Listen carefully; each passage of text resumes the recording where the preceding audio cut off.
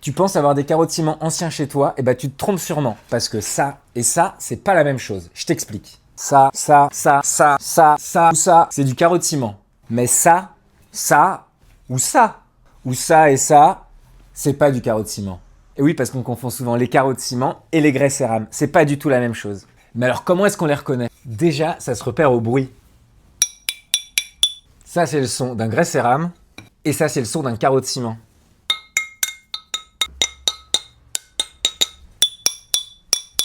On peut aussi regarder la tranche.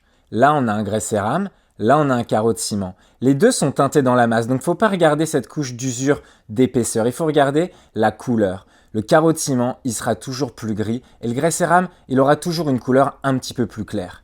Et le test qui marche à tous les coups, c'est le test à l'acide.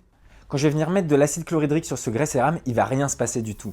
Alors que regardez, si j'en mets sur un carreau de ciment, tout de suite ça bulle, ça fume, le calcaire est grignoté par l'acide.